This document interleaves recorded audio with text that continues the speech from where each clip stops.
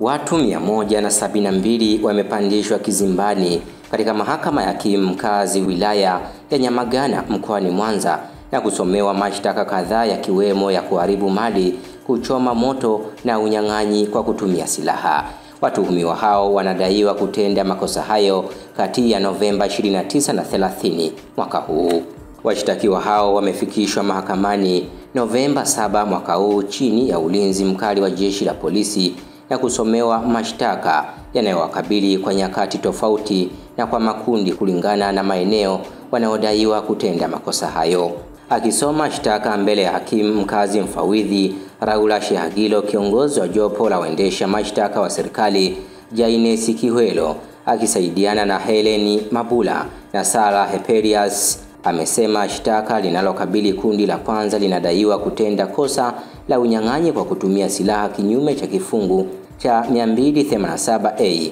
cha sheria ya kanuni ya adhabu sura ya 16 marejeo ya mwaka 2023, kosa wanalodaiwa kulitenda Oktoba 30 mwaka huu. Aidha, mwendesha mashtaka huyo wa serikali amesema kuwa kwa nyakati tofauti watuhumiwa hao walishirikiana na watu wengine ambao bado hawajakamatwa wanashtakiwa kwa kosa la kuharibu mali kwa makusudi kinyume cha kifungu cha 326 ibara ndogo ya kwanza cha kanuni ya adhabu sura ya 16 marejeo ya mwaka 2023, kufanya fujo kinyume cha kanuni ya 76 ibara ndogo ya kwanza na kifungu cha pili ibara ndogo ya 76 na 37 ya kanuni ya adhabu sura ya 16 marejeo ya mwaka 2023. Kosa lingine linalowakabili washtakiwa hao ni kuharibu mali, kosa wanalodaiwa kulitenda kinyume cha kifungu cha 326 ibara ndogo ya kwanza ya kanuni ya adhabu sura ya 16 marejeo ya mwaka 2023,